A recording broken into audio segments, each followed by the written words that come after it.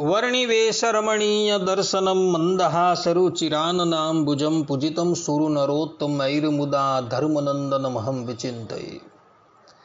असतो मा षड्गमय तमसो मा ज्योतिर्गमय मृत्युर्मा अमृतं गमयः। ओम शांति शांति शांति। अस्मद्गुरु समारंभां नाथयामुनमध्यमां लक्ष्मीवल्लभपर्यन्तां वंदे गुरु परंपरा। આજની જ્ઞાન સભાની અંદર પધારનારા બધા જ ભગવદ્ ભક્તોને વેદાંતાચાર્ય, પુરાણ ઇતિહાસ આચાર્ય, એમએ ફિલોસોફી શાસ્ત્રી રાકેશભાઈના હેતપૂર્વક જય સ્વામિનારાયણ। ભક્તો, આજની આ જ્ઞાન સભાની અંદર આપણે બધા ભગવાન સ્વામિનારાયણે લખેલી શિક્ષાપત્રીના 120મા શ્લોકની સ્પષ્ટતા શ્રવણ કરશું। બધા જ શ્રોતાગણો આ પ્રવચન એકાગ્ર મને કરીને શ્રવણ કરે। તો ભગવાન સ્વામિનારાયણ શિક્ષાપત્રીના 120મા શ્લોકની અંદર કહે છે કે દેશ કાલ વયોવિત્ત જાતિ શક્ત્યાનુસારતઃ આચારો વ્યવહારશ્ચ નિષ્કૃતમ ચ વધાર્યતામ। અર્થાત કે આચાર, વ્યવહાર અને પ્રાયશ્ચિત એ જે ત્રણ વાના તે જે તે દેશ, કાળ, અવસ્થા, દ્રવ્ય, જાતિ અને સામર્થ્ય એટલાને અનુસારે કરીને જાણવાના છે।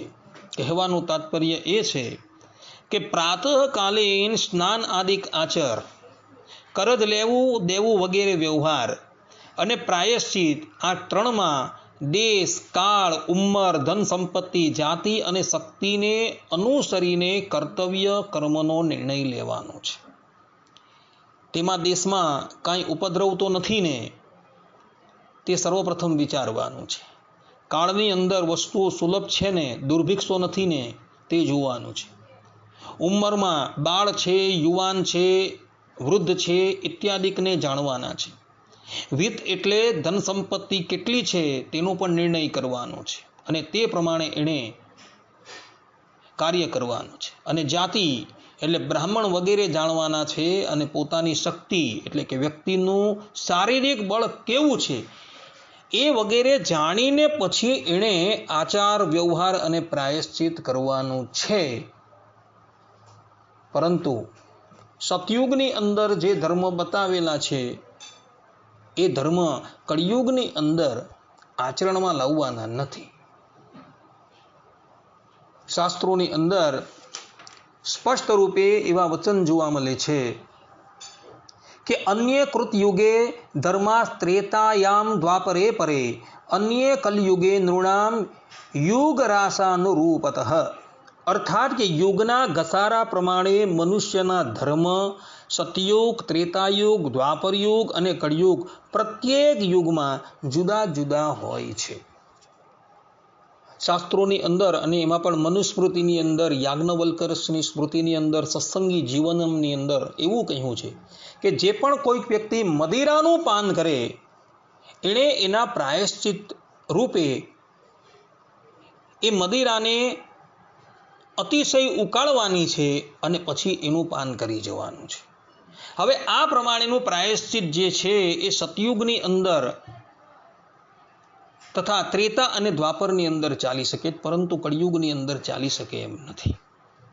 કારણ કે સતયુગની અંદર, ત્રેતાયુગની અંદર અને દ્વાપર યુગની અંદર મનુષ્યના શરીર એવા હતા કે એ લોકો આ પ્રાયશ્ચિત કરી શકતા હતા। હવે કળિયુગની અંદર તો આવું પ્રાયશ્ચિત કરવાથી મનુષ્યનું શરીર જ નાશ પામી જાય છે। અને શ્રીમદ ભાગવતમાં કહ્યું છે કે દુર્લભો માનુજો જન્મ દેહિનામ ક્ષણભંગુરઃ, કે આ મનુષ્ય જન્મ જે છે એ અતિશય દુર્લભ છે। હવે દુર્લભ એવા મનુષ્ય જન્મને જો આ પ્રકારના પ્રાયશ્ચિત આચરીને જો પૂરો કરી નાખવાનો હોય તો એ પ્રાયશ્ચિત કરવું નહીં। એ પ્રાયશ્ચિત ઇતર યુગ માટે છે, આ યુગ માટે નથી। એટલે પ્રાયશ્ચિત જે છે એ પણ કાળની અપેક્ષા રાખે છે, દેશની અપેક્ષા રાખે છે, અવસ્થાની અપેક્ષા રાખે છે અને એ પ્રમાણે એણે પ્રાયશ્ચિત ધર્મ આચરણમાં લાવવાનો છે। તે જ પ્રમાણે આચાર। હવે આચાર જે છે એ એવું કહે છે કે પ્રાતઃકાળે મનુષ્યએ ઊભા થઈને ભગવાનનું સ્મરણ કરીને શૌચાદિકથી નિવૃત્ત થઈ સ્નાન કરવાનું છે. હવે કોઈક વ્યક્તિ અતિશય બીમાર છે, એનાથી ઊભા પણ થઈ શકાતું નથી, અને એ વ્યક્તિને એવો નિયમ છે કે મારે નિત્ય કર્મ કર્યા વગર ક્યારેય પણ અન્ન જલ ગ્રહણ કરવાનું નથી. તો એવી અવસ્થામાં એ વ્યક્તિએ શું કરવું? તો મહર્ષિ કાત્યાયન સ્મૃતિની અંદર 10 પ્રકારના સ્નાન બતાવેલા છે, અને એમાં એક સ્નાન એણે માનસિક બતાવેલું છે.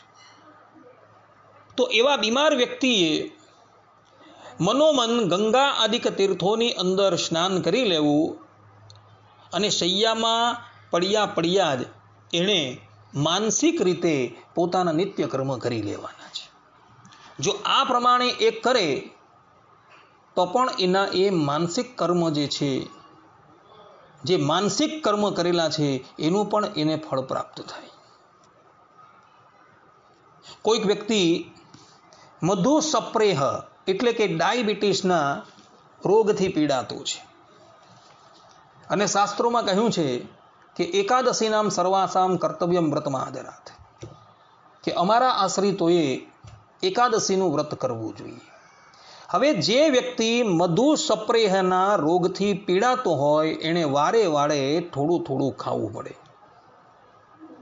જ્યારે અગ્નિપુરાણના 175મા અધ્યાયના 9મા શ્લોકની અંદર કહ્યું છે કે અશુક્રજ જલપાનચ્ચ તાંબુલસ્ય ચ ભક્ષણાત ઉપવાસ પ્રદુષ્યેત દીવા સ્વાપ્નચ્ચ મૈથુનાત. અર્થાત કે અનેક વાર પાણી પીવાથી, પાન ખાવાથી, દિવસે સૂવાથી અને મૈથુન કરવાથી ઉપવાસ દૂષિત થઈ જાય છે.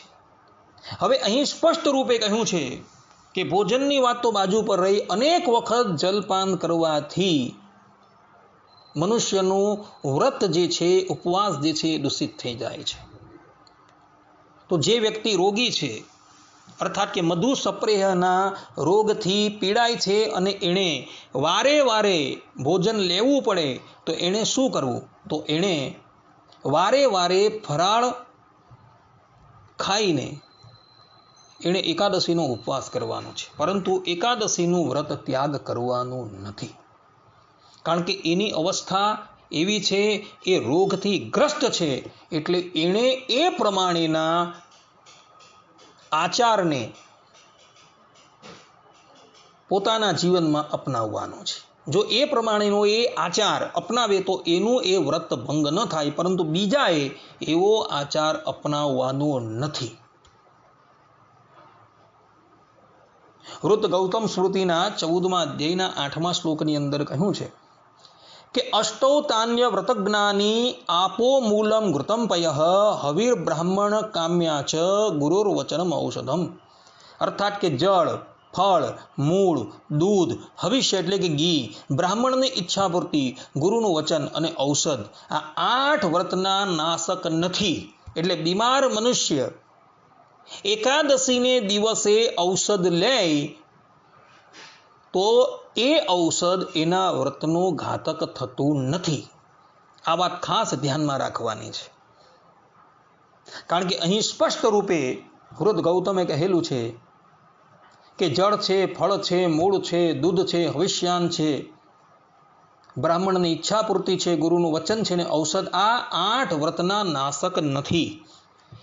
એટલે આ 8 વસ્તુ જે છે એ વ્રતની નાશક થતી નથી.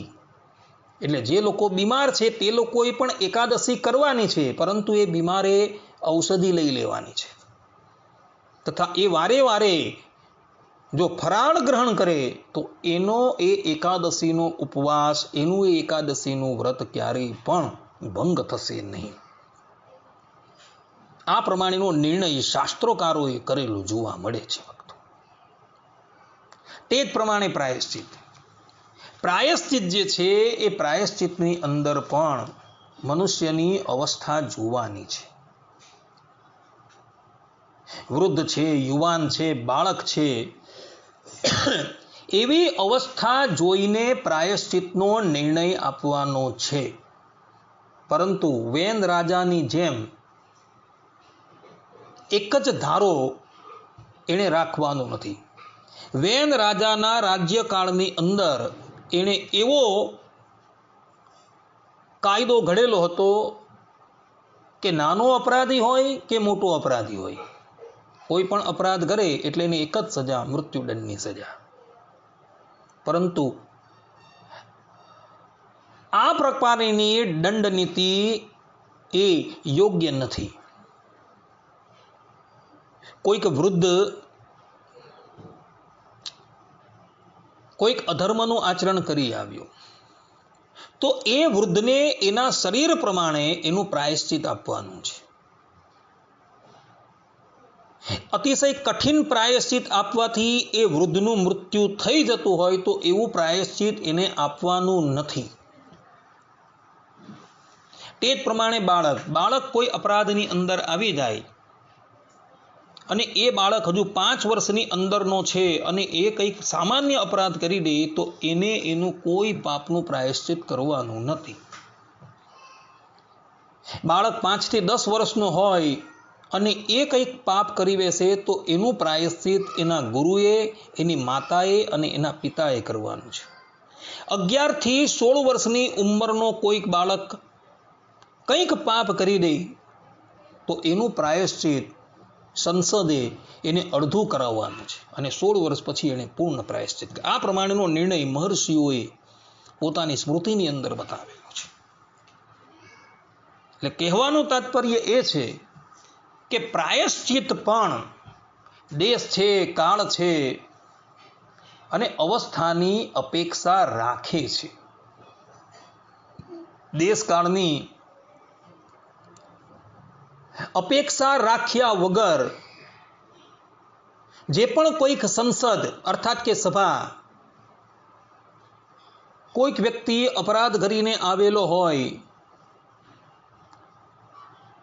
અને દેશકાલાદિક ધ્યાનમાં રાખ્યા વગર એને જો પ્રાયશ્ચિત આપે ને તો પછી પેલા મનુષ્યને કદાચ કષ્ટનો સામનો કરવો પડે ને તો એનું બધું પાપ જે છે એ પ્રાયશ્ચિત આપનારને થાય છે.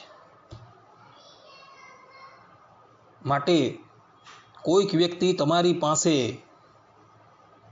કોઈ અપરાધનું પ્રાયશ્ચિત પૂછવા માટે આવે અને તમે જો નથી જાણતા તો એને 2 હાથ જોડી દેવાના અને જાણો છો તો એ વ્યક્તિની અવસ્થા જોઈને એને એનું પ્રાયશ્ચિત બતલાવવાનું છે. જેમ કે વૃદ્ધ પરાશર સ્મૃતિના 8મા અધ્યાયના 74 અને 75મા શ્લોકની અંદર મહર્ષિ પરાશર કહે છે કે સ્ત્રીણામ ચ બાલવૃદ્ધાનામ ક્ષીણાનામ કુશરીરિણામ ઉપવાસાદ્ય શક્તાનામ કર્તવ્યો અનુગ્રહશ્ચ તૈઃ જ્ઞાત્વા દેશમ ચ કાલમ ચ વયઃ સામર્થ્યમેવ ચ કર્તવ્યો અનુગ્રહ સદ્ભેર મુનિભિઃ પરિકીર્તિતઃ. અર્થાત કે સ્ત્રીઓ, બાળકો, વૃદ્ધો, ગરીબો અને જેનું શરીર સારું ન હોય, ઉપવાસ આદિ કરી શકે તેમ ન હોય તો તેના ઉપર અનુગ્રહ એટલે કે દયાભાવ કરવો. તે પણ દેશ, કાળ, ઉંમર, સામર્થ્ય આ બધાને જાણી સમજીને અનુગ્રહ કરવો એમ સંત મહાપુરુષોએ કહેલું છે. અહીં પણ મહર્ષિ પરાશરે સ્પષ્ટ રૂપે કહેલું છે કે પ્રાયશ્ચિત આદિક જે છે એ દેશ કાળ અનુસાર કરવાના છે. માટે ભગવાન સ્વામિનારાયણે અહીં જે પ્રમાણે કહ્યું છે તે જ પ્રમાણે આચાર છે, વ્યવહાર છે, પ્રાયશ્ચિત છે એ દેશ, કાળ, અવસ્થા, દ્રવ્ય, જાતિ અને સામર્થ્ય એટલાને અનુસારે કરીને જાણવાના છે. વ્યવહાર પણ દેશકાળની અપેક્ષા રાખે છે. પોતાનું જેવું સામર્થ્ય હોય, શક્તિ હોય તે જ પ્રમાણે એણે વ્યવહારમાં લેણ દેણ ઇત્યાદિ કરવાનું છે. પરંતુ ઉચ્છૃંખલ થવાનું નથી. નાણાં આપવા તથા નાણાં લેવા એની અંદર પણ ખાસ વિચારવાનું છે. કોની પાસેથી નાણાં લેવા, કોને નાણાં ધીરવા, એ બધી વસ્તુની અંદર દેશ છે, કાળ છે, અવસ્થા છે, જાતિ છે, સામર્થ્ય છે, એટલું જોવાનું છે. પરંતુ જેમ તેમ જેને તેને નાણાં ધીરવાના નથી અને જેની તેની પાસેથી એણે નાણાં જે છે એ લેવાના નથી. તે જ પ્રમાણે બાકીના વ્યવહાર જે છે એ પણ જાણી લેવાના જ છે. આ પ્રમાણે ભગવાન સ્વામિનારાયણે અહીં જે પ્રમાણે કહ્યું છે તે પ્રમાણે આચાર વ્યવહાર અને પ્રાયશ્ચિત જે છે એ દેશ કાળ અવસ્થા ઇત્યાદિકને અનુસારે જ આચરણમાં લાવવાના છે. આટલું કહીને હું મારા પ્રવચનને અહીં વિરામ આપું છું. સર્વે સંતુ નિરામયઃ, સર્વે સુખીનો ભવંતુ, સર્વે ભદ્રાણિ પશ્યન્તુ, મા કશ્ચિદ દુઃખ ભાગ ભવેત અસ્તુ. જય સ્વામિનારાયણ.